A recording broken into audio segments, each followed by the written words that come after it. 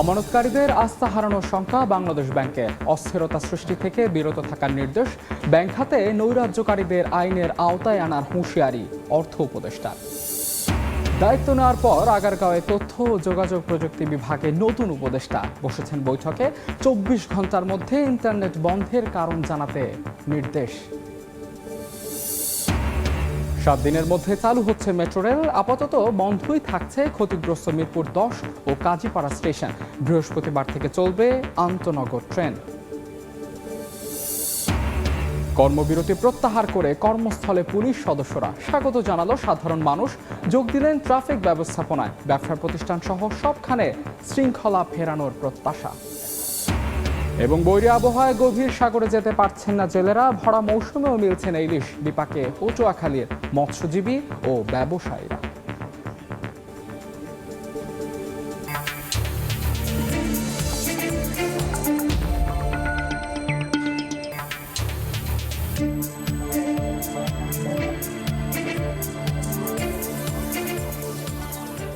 দেখছিলেন শিরোনাম। আমন্ত্রণ জানাচ্ছি দেশ ও দেশের বাইরের অর্থ বাণিজ্যের নানা খবর নিয়ে আমাদের নিয়মিত আয়োজন এই সময়ের বাণিজ্যে।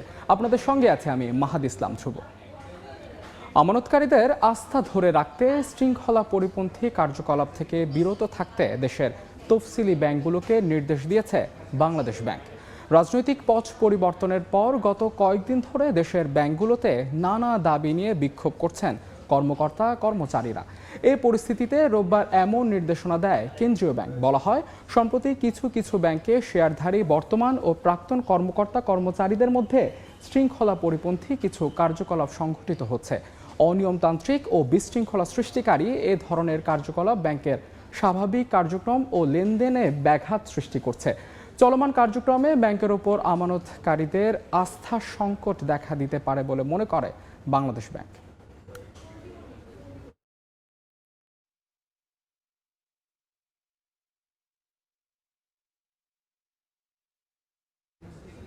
এদিকে ব্যাংক সহ দেশের আর্থিক খাতে অস্থিরতা ও নৈরাজ্য সৃষ্টিকারীদের আইনের মুখোমুখি করা হবে বলে হুঁশিয়ারি দিয়েছেন অর্থ ও পরিকল্পনা উপদেষ্টা ডক্টর সালেউদ্দিন আহমেদ।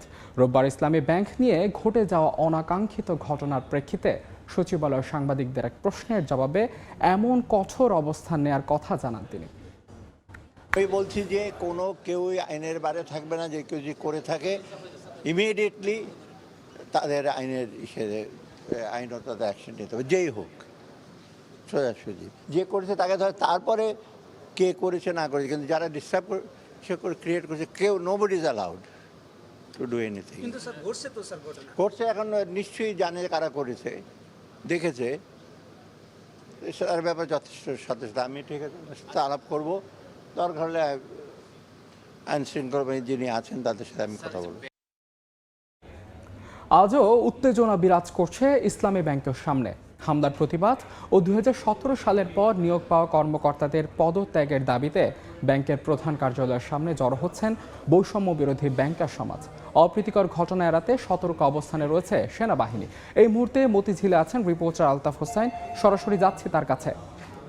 আলতাফ, আমরা জানি যে গতকাল সেই পরিস্থিতির উপর ভিত্তি করে আবারও গতকাল একটি সংঘর্ষের ঘটনা ঘটে ইসলামী ব্যাংকের সামনে, প্রধান কার্যালয়ের সামনে। সেখানে মূলত 2017 সালের পরে যেসব কর্মকর্তারা ইসলামী ব্যাংকে নিয়োগপ্রাপ্ত তাদের পদত্যাগের দাবিতে এমডি, ডিএমডি, এএমডির পদত্যাগের দাবিতে 17 সালের আগে নিয়োগপ্রাপ্ত পুরনো কর্মকর্তা যারা আছেন তারা কিন্তু একটি সমাবেশের আয়োজন করে এবং সেই সমাবেশে সংঘর্ষের ঘটনা ঘটে এবং গুলির ঘটনা ঘটে। সেখানে আহত হয় অন্তত 6 জন। তো এই মুহূর্তের আজকের পরিস্থিতি আমরা দেখছি, এই মুহূর্তে পরিস্থিতি দেখছি যে অনেকটা থমথমে। সেনাবাহিনী মোতায়েন দেখছি, সেনাবাহিনীর 2-1টি গাড়ি আমরা দেখছি আশপাশ দিয়ে টহল দিচ্ছে এবং যারা বলছেন এখানে যে বৈষম্য বিরোধী ব্যাংকার সমাজ বলতে যে ব্যানারে আসলে যে প্রতিবাদ সমাবেশ গতকাল হয়েছিল, তারাও আজকে এখানে দাঁড়ানোর একটি প্রস্তুতি নিচ্ছিল আমরা দেখতে পেরেছি এবং মাইক নিয়ে তারা আসছিল, কিন্তু সেনাবাহিনীর সদস্যরা তাদেরকে এখান থেকে সরিয়ে দেয়। এই মুহূর্তে আমরা দেখছি আশপাশে বেশ কিছু ব্যাংকের কর্মকর্তা দাঁড়িয়ে আছেন এবং ব্যাংক খোলা হয়েছে, ভিতরে কার্যক্রমও চলছে। তবে ব্যাংকের এমডি, ডিএমডি সহ ঊর্ধ্বতন যে কর্মকর্তারা তারা কিন্তু আসেনি। বৈষম্য বিরোধী ব্যাংকার সমাজের যে সদস্য সমন্বয়ক তারা আমাদেরকে জানিয়েছে যে তাদের কাছে আসলে এক ধরনের খবর আছে যে আজও হয়তো হামলা হতে পারে কিনা সে শঙ্কা তাদের মধ্যে ছিল, যে কারণে তারা সেনাবাহিনীকে জানিয়ে রেখেছিল এবং সেনাবাহিনী এসে পরিস্থিতি অনেকটা আমরা দেখতে পাচ্ছি তারা নিয়ন্ত্রণে রাখার চেষ্টা করছে। একই সাথে আমরা ব্যাংকের কর্মকর্তাদের সাথে কথা বলার চেষ্টা করেছিলাম, তারা আসলে যদিও ফোন ধরেনি, তারা এসব বিষয়ে আসলে আমরা তাদের কোনো মতামত পাইনি। তবে এই ঘটনার প্রেক্ষাপটে গতকাল নবনিযুক্ত অর্থ পরিকল্পনা উপদেষ্টা সালেউদ্দিন আহমেদ কিন্তু জানিয়েছেন যে এই ঘটনার সঙ্গে যারা জড়িত তাদের বিরুদ্ধে আইনগত ব্যবস্থা নেওয়া হবে এবং এই ধরনের পরিস্থিতি যেন সৃষ্টি করা না হয় সে আহ্বান কিন্তু তিনি জানিয়েছিলেন। এই ছিল ইসলামী ব্যাংকের সামনে আমার কাছে থাকা সর্বশেষ পরিস্থিতি। ইসলামী ব্যাংকের কেন্দ্রীয় কার্যালয়ের সামনে আজও উত্তেজনা বিরাজ করছে। সেখানকার সবশেষ পরিস্থিতি জানতে সরাসরি যুক্ত ছিলাম সেখানে। এদিকে দায়িত্ব নেওয়ার পর প্রথমবারের মতো তথ্য ও যোগাযোগ প্রযুক্তি বিভাগে অফিস করছেন নতুন উপদেষ্টা নাহিদ ইসলাম। সকাল 9:30টার পর রাজধানীর আগারগাঁওয়ে আইসিটি টাওয়ারে যান তথ্য প্রযুক্তি উপদেষ্টা। এ সময় তাকে স্বাগত জানান কর্মকর্তারা। পরে বিসিসি সম্মেলন কক্ষে বৈঠকে বসেন নাহিদ ইসলাম। শুরুতেই হাসিনা সরকারের পতন আন্দোলনে নিহতদের স্মরণে 1 মিনিট নীরবতা পালন করা হয়। এরপর আইসিটি বিভাগের বিভিন্ন বিষয় নিয়ে আলোচনা চলছে।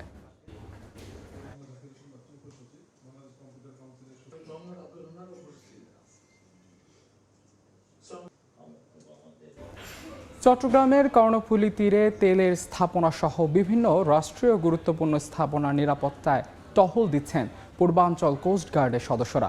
এই মুহূর্তে সেখানে আছেন রিপোর্টার ফেরদৌস লিপি, সরাসরি যাচ্ছে তার কাছে।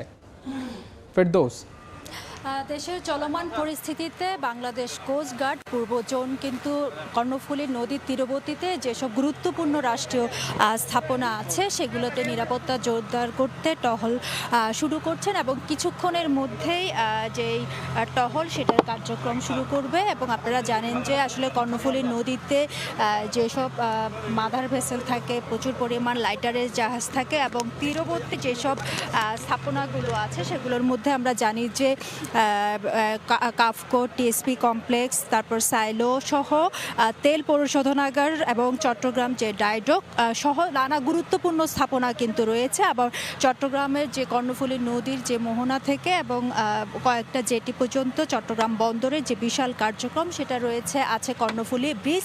এবং এই যে রাষ্ট্রীয় গুরুত্বপূর্ণ যে বিভিন্ন স্থাপনাগুলো আছে সেই স্থাপনাগুলো নিরাপত্তা জোরদারে আসলে আজকে যেই টহল সেটা কিন্তু কোস্টগার্ডের পক্ষ থেকে দেওয়া হয়েছে। এছাড়াও কোস্টগার্ডের যিনি কর্মকর্তা আছে তিনি আমাদেরকে জানিয়েছেন যে বিশেষ করে উপকূলীয় এলাকায় যেসব জনসাধারণ কিংবা সাধারণ মানুষ থাকেন তাদের যে জানমালের নিরাপত্তা, সেই জানমালের নিরাপত্তায়ও কিন্তু তারা কাজ করবে। এক্ষেত্রে বিভিন্ন যে ধর্মাবলম্বী, বিশেষ করে সনাতন ধর্মাবলম্বী যে উপাসনালয় কিংবা যে থানাগুলো আছে সেই থানাগুলোর নিরাপত্তা জোরদারেও কিন্তু তারা কাজ করছে। এবং এই ক্ষেত্রে তারা একটা কন্ট্রোল রুমের ফোন নাম্বার দিয়ে দিয়েছে এবং কোনো সাধারণ মানুষ যদি কোনো সহযোগিতা চায় সেক্ষেত্রে সে কন্ট্রোল নাম্বারে ফোন করলে কোস্টগার্ডের সদস্যরা কিন্তু তাৎক্ষণিকভাবে যে সহযোগিতা সেটার জন্য এগিয়ে যাবে বলে আমাদেরকে জানানো হয়েছে। এবং তারা বলছেন যে এই যে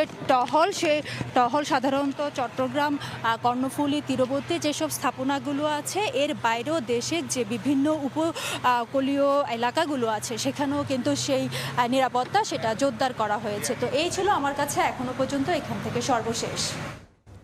সরাসরি যুক্ত ছিলাম চট্টগ্রামের কর্ণফুলীর তীরে এবং জানছিলাম সেখানকার সবশেষ পরিস্থিতি। দেখছেন এই সময়ের বাণিজ্য। অবৈধ বোর্ড মিটিংয়ের নামে সময় টেলিভিশনের এমডি ও সিইওকে অপসারণের একটি খবর ছড়াচ্ছে একটি মহল, যা আদৌ সত্য নয়। সময় টেলিভিশনের লাইসেন্স বর্তমান এমডির নামে, সুতরাং তাকে অপসারণ করার কোনো সুযোগ নেই। 2009 সালের মে মাসে সময় মিডিয়া লিমিটেড গঠনের জন্য জেলা প্রশাসক কার্যালয়ে আবেদন করেন বর্তমান ব্যবস্থাপনা পরিচালক। সে বছরের সেপ্টেম্বরে মোট 10টি টেলিভিশন চ্যানেল লাইসেন্স পায়। সময় তার মধ্যে একটি লাইসেন্স হয় বর্তমান এমডি আহমেদ জোবায়ের নামে। গঠিত হয় সময় মিডিয়া লিমিটেড নামে একটি কোম্পানি। এক পর্যায়ে প্রতিষ্ঠানটিতে বিনিয়োগকারী হিসেবে যুক্ত হয় দেশের স্বনামখ্যাত শিল্প গ্রুপ সিটি গ্রুপ। লগ্নিকারক হিসেবে তারা বি গ্রুপের শেয়ার হোল্ডার, আর উদ্যোক্তা হিসেবে আহমেদ জোবায়ের ও অন্যান্যরা এ গ্রুপের শেয়ার হোল্ডার। এই গ্রুপ ও বি গ্রুপের যৌথ স্বাক্ষরে সকল ব্যাংক হিসাব পরিচালিত হয়। কিন্তু বর্তমান প্রেক্ষাপটে এমডির উপস্থিতি এবং অবহিত করা ছাড়াই একটি বোর্ড মিটিং ডেকে আহমেদ জোবায়েরকে অপসারণের খবর ছড়িয়ে দেওয়া হয়, যেটিকে অবৈধ মনে করছে সময় মিডিয়া লিমিটেডের কর্তৃপক্ষ। বিষয়টি একজন উপদেষ্টার নজরে আনা হলে তিনি জানান, বর্তমান অন্তর্বর্তী সরকারের আমলে চর দখলের মতো কোনো জবরদস্তিমূলক কাজ করা যাবে না। দু একদিনের মধ্যে সরকারের সব কার্যক্রম স্বাভাবিক ও আরও গতিশীল হলে এসব জবরদখল চেষ্টার বিরুদ্ধে কঠোর ব্যবস্থা নেওয়া হবে বলেও জানান উপদেষ্টা। এদিকে আদালত খোলা মাত্রই কোম্পানির এই গ্রুপ আইনি পদক্ষেপে যাবে।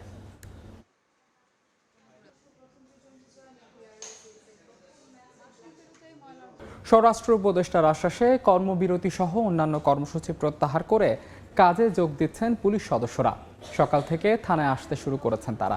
এতে ফিরেছে কর্মচাঞ্চল্য। দিনের শুরুতেই থানা কম্পাউন্ডে রোল কল করা হয়। এ সময় পুলিশের ঊর্ধ্বতন কর্মকর্তারা উপস্থিত ছিলেন। জনগণের পাশে থেকে পুলিশ সেবা দেবে বলেও আশ্বাস তাদের। পাশাপাশি দায়িত্বে ফিরেছেন ট্রাফিক পুলিশের সদস্যরাও। তাদের সঙ্গে সড়কে দায়িত্বে থাকবেন শিক্ষার্থীরাও। পুলিশ নিজেদের নিরাপদ মনে করলে ধীরে ধীরে শিক্ষার্থীরা সরে আসবেন বলে জানায় বৈষম্য বিরোধী ছাত্র আন্দোলন।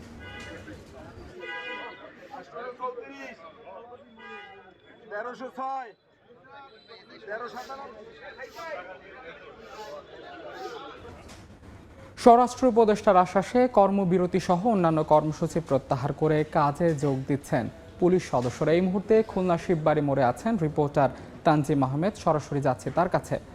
তানজিম, দেশ জুড়ে স্মরণকালের সেরা বিদ্রোহ, বিক্ষোভ, সরকারের পদত্যাগ, ছাত্র জনতার মুখোমুখি পুলিশ, এরপরে পুলিশের সপ্তাহব্যাপী বেশি সময় ধরে কর্মবিরতি।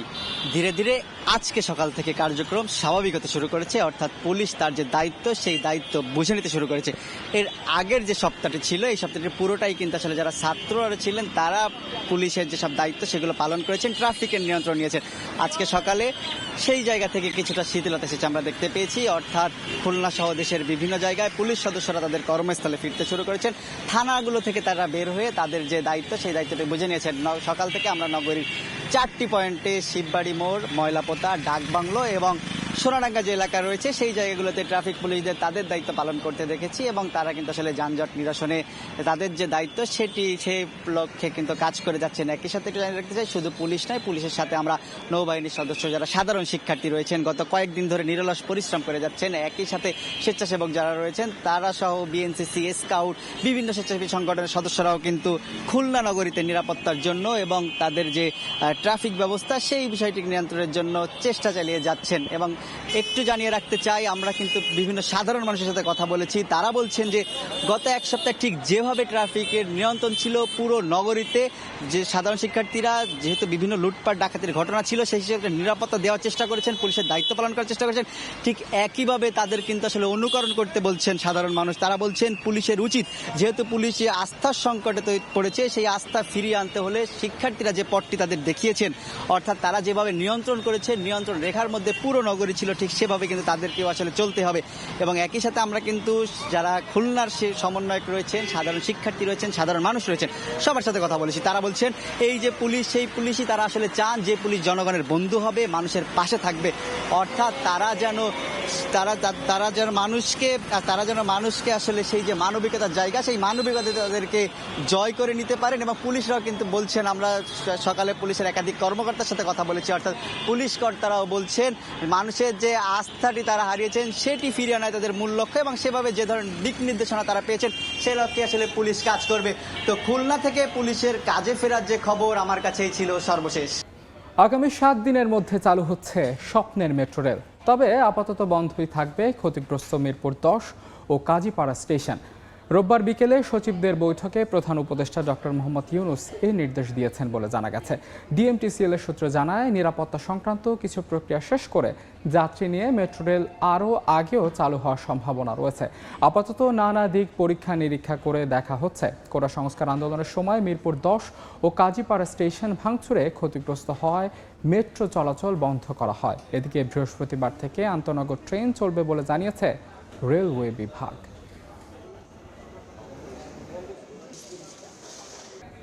আগারগাঁওয়ে আইসিটি বিভাগের কর্মকর্তাদের সঙ্গে মত বিনিময় শেষে গণমাধ্যমের সঙ্গে কথা বলছেন উপদেষ্টা নাহিদ ইসলাম। সরাসরি চলে যাচ্ছে সেখানে।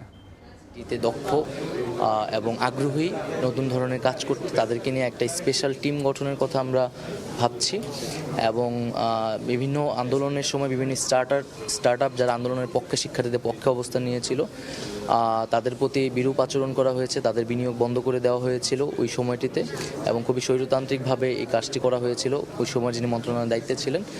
আমরা এই বিষয়টি নিন্দা জানিয়েছি এবং দ্রুত সময়ের মধ্যেই তাদের সাথে যোগাযোগ করা এবং তাদের সাথে পুনরায় সরকারের যে একত্রে কাজ করার যে প্রক্রিয়া ছিল সেটি চালু করা হবে এবং সার্বিকভাবে কাঠামোগত সংস্কারের কথা আমরা বলছি সব মন্ত্রণালয়েই যাতে এটা করা হয় এবং দুর্নীতির বিরুদ্ধে আমাদের যে অবস্থান সেক্ষেত্রেও আমরা এখানে কথা বলেছি এবং শুধু আইটি সেক্টরই নয়, আমরা ভাবছি সরকারের জায়গা থেকে যে বিদেশে যেসব বাংলাদেশি তরুণরা পড়াশোনা করছে, দক্ষতা অর্জন করেছে, তাদেরকে দেশে ফিরিয়ে এনে দেশ গঠনের প্রক্রিয়ায় যুক্ত করা, এই বিষয়গুলো নিয়ে আসলে সামগ্রিকভাবে আলোচনা হয়েছে আর কি আজকে। মানে লোকবল তৈরি না করে আমরা শুধু সেন্টার উদ্বোধন আর সেন্টার তৈরি করতে বিভিন্ন প্রকল্প নেওয়া হয়েছে। এখন সেই প্রকল্পগুলো বাস্তবায়ন হয়েছে, অনেকগুলো সেন্টার পড়ে আছে, কিন্তু চালানোর মতো লোকবল নেই। আপনি মানে চাবুক না মানে তৈরি করে আপনি ঘোড়া কিনেছেন, তো এই বিষয়গুলো আপনি বা বিভিন্ন প্রকল্পে অবশ্যই আমরা তো জানি প্রকল্পগুলোর তৈরির একটা পিছিয়ে বড় ইনসেন্টিভ থাকে আসলে দুর্নীতি, তো এই জায়গাগুলো অবশ্যই রোধ করতে হবে এবং যতটুকু আমাদের প্রয়োজন, যতটুকু আমাদের ক্যাপাসিটি তার ভিতরেই কাজ করতে হবে এবং প্রশিক্ষণের জায়গাটা আসলে সবার আগে এবং যারা ফ্রিল্যান্সাররাও বাংলাদেশে একটা গুরুত্বপূর্ণ জায়গা করেছে তাদের কাজের মাধ্যমে। আইটি সেক্টরে তরুণরা কিন্তু নিজ উদ্যোগে অনেক ধরনের স্টার্ট আপ তৈরি করছে, তাদেরকে যুক্ত করতে হবে এবং তাদেরকে আরও ভালোভাবে প্রশিক্ষিত করতে হবে এবং একটা দক্ষ জনশক্তি কিন্তু আমাদের আইটি সেক্টরে খুবই গুরুত্বপূর্ণ এবং এই জনশক্তির উপরেই কিন্তু নির্ভর করবে ভবিষ্যৎ বাংলাদেশ। তো এই সেক্টরে অবশ্যই সেই ধরনের কোনো ধরনের দুর্নীতি এবং বা অবহেলার আসলে সুযোগ নেই, যেটি আমরা যে নতুন একটি বাংলাদেশ, নতুন একটি স্বাধীনতার কথা বলছি এবং যেই তারুণ্যের হাতে যেই স্বাধীনতাটি এসেছে, এই তারুণ্যটিকেই কিন্তু এই দেশ গঠনে, এই তথ্য প্রযুক্তির বিপ্লবে আবার নেতৃত্ব দিতে হবে। জেনমিনিতে কি আপনারা ফান্ডিংটা আবারও শুরু করতে যাচ্ছেন? যদি এটা স্বনামধন্য ছিল এবং বেশ জনপ্রিয় ছিল, তাদের ফান্ডিংটা বন্ধ করে দেওয়া হয়েছিল, তো এটা আবার আমি তো বললাম যে যেই স্টার্ট আপগুলোর সাথে এই ধরনের কাজ করা হয়েছে সেই বিষয়ে আমরা আলোচনা করব এবং আন্দোলনের পক্ষে, জনগণের পক্ষে যারা ছিলেন এই কারণে যদি কেউ বঞ্চিত হয়ে থাকে অবশ্যই তাদের প্রতি সুবিচার করা হবে এবং তাদের সাথে যৌথভাবে আবার পুনরায় কাজ করা হবে। আচ্ছা, ইন্টারনেট বন্ধ নিয়ে আপনি একটা তদন্ত কমিটি করেছেন, সেটা হয়তো আজকে আপনি রিপোর্টটা পেয়ে যাবেন। তো এটার সঙ্গে যদি সাবেক প্রতিমন্ত্রী বা কোনো এজেন্সি সংস্থা প্রধান যদি জড়িত থাকে সে ব্যাপারে আপনারা কোনো মামলা বা কোনো পদক্ষেপ নেবেন কিনা? অবশ্যই সে ব্যাপারে আমরা আইনি পদক্ষেপ নিব। আজকে হয়তো একটা প্রাথমিক আমরা তদন্ত রিপোর্ট, যেহেতু 24 ঘন্টার সময় দিয়েছি, এটার উপর নির্ভর করে হয়তো পুনরায় তো যদি তদন্ত করা লাগে বিস্তারিতভাবে সেটি করা হবে এবং অবশ্যই এই প্রক্রিয়ায় সরকারের লোক, মন্ত্রী বা অন্য কোনো সংস্থার লোক যদি যুক্ত হয় তাদের বিরুদ্ধে অবশ্যই বিচার করা হবে, কারণ এটি মানুষের একটি মানবাধিকারের বিষয়, তথ্যর প্রবাহর অবাধ নিশ্চিত থাকা এবং ইন্টারনেট ব্যবহার করা। তো যারা এটি করেছে, বন্ধ করে দিয়েছে, তারা মানবাধিকার লঙ্ঘন করেছে এবং এটি বন্ধ করে শত শত মানুষকে কিন্তু হত্যা করা হয়েছে। তো অবশ্যই এই প্রক্রিয়ার সাথে যারা জড়িত তাদেরকে বিচারের আওতায় আনা হবে। ধন্যবাদ সবাইকে। দেখছেন এ সময়ের বাণিজ্য। বৈষম্য বিরোধী ছাত্র আন্দোলনে নিহত 6 পোশাক শ্রমিক সহ সব হত্যাকাণ্ডের সুষ্ঠু বিচার সহ 11 দাবি জানিয়েছে বাংলাদেশ গার্মেন্টস শ্রমিক সংহতি। দাবির মধ্যে আরও আছে শহীদ শ্রমিকদের রাষ্ট্রীয় সম্মাননা ও ক্ষতিপূরণ এবং সাধারণ শ্রমিকদের উপর নির্যাতন বন্ধ করা। সকালে জাতীয় প্রেস ক্লাবে এক মতবিনিময় সভায় অন্তর্বর্তীকালীন সরকারের কাছে এসব দাবি জানানো হয়। দেখছেন এই সময়ের বাণিজ্য। বৈরী আবহাওয়ার কারণে গভীর সাগরে যেতে পারছে না পটুয়াখালীর জেলেরা। এছাড়া ভরা মৌসুমেও সমুদ্রে ইলিশের দেখা মিলছে না, এতে বিপাকে পড়েছেন মৎস্যজীবী ও ব্যবসায়ীরা। জুলাই থেকে অক্টোবর ইলিশের ভরা মৌসুম। প্রতি বছর এ সময়ে নদী ও সাগরে ধরা পড়ে রূপালী ইলিশ, কিন্তু এবছরের চিত্র অনেকটা ভিন্ন। 65 দিনের নিষেধাজ্ঞা শেষে 23 জুলাই থেকে জেলেরা সাগরে নামলেও জালে ধরা পড়ছে না কাঙ্ক্ষিত ইলিশ। বৈরী আবহাওয়ার কারণে সব জেলে সাগরে যেতে পারছে না। অনেকেই ঘাটে নোঙর করে অনুকূল আবহাওয়ার অপেক্ষায় আছেন। যারা সমুদ্রে যাচ্ছেন তাদের কেউ খালি হাতে ফিরছেন, আবার কেউ ইলিশের পরিবর্তে অল্প পরিমাণ জাটকা নিয়ে ফিরছেন। বড় ইলিশ কম পাওয়ায় লোকসানের মুখে পড়তে হচ্ছে জেলেদের। মাছ মোটামুটি আছে, তেমন একটা না। বড় ইলিশের দেখা নেই বললেই চলে। যে পরিমাণ মাছ আশা করে আজ সাগরে গেছে আমাদের বোট, ওই পরিমাণ মাছ পায় নাই। তবে মৎস্য বিভাগ বলছে নদীর মোহনায় অসংখ্য ডুবোচর সৃষ্টি হয়েছে। এ কারণে ইলিশের বিচরণ বাধাগ্রস্ত হচ্ছে। তাই সমুদ্রে দিন দিন কমে যাচ্ছে ইলিশের সংখ্যা। গণপ্রজাতন্ত্রী বাংলাদেশ সরকার নৌকার একটা খুব সুনির্দিষ্ট ডিজাইন দিয়েছে, যেই ডিজাইনের মাধ্যমে পরবর্তী সময় আমাদের জেলেরা যদি সেই নৌকা তৈরি করে, সেখানে যে উন্নত প্রযুক্তিগুলো ব্যবহার করা হবে, তার ফলে দেখা যাচ্ছে যে গভীর সমুদ্র থেকে আমাদের জেলেরা কাঙ্ক্ষিত মাছ তারা ধরে আনতে পারবে। এদিকে মৎস্য অবতরণ কেন্দ্রগুলোতে ইলিশের সরবরাহ কম থাকায় দামও চড়া। পাইকারি বাজারে 1 কেজির চেয়ে বেশি ওজনের ইলিশ মন প্রতি 65 থেকে 70 হাজার টাকা, 1 কেজি ওজনের ইলিশ প্রতি মন 55 থেকে 60 হাজার টাকা এবং 700 গ্রাম থেকে 900 গ্রাম ওজনের ইলিশ বিক্রি হচ্ছে প্রতি মন 40 থেকে 45 হাজার টাকায়। শিকদার, জাবির হোসেন, সময় সংবাদ, পটুয়াখালী। দেখছেন এ সময়ের বাণিজ্য। তৃতীয় মেয়াদের শুরু থেকেই প্রবল চাপের মুখে মোদি সরকার।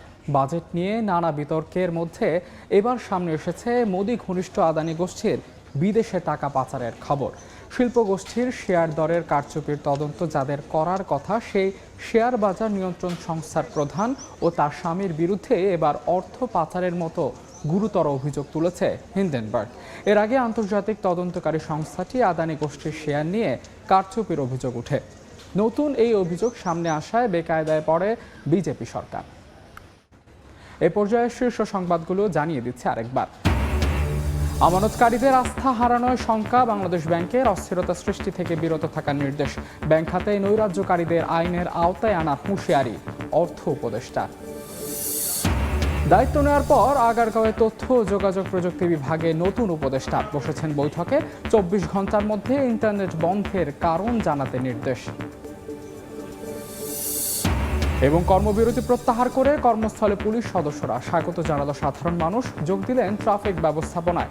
ব্যবসা প্রতিষ্ঠান সহ সবখানে শৃঙ্খলা ফেরানোর প্রত্যাশা।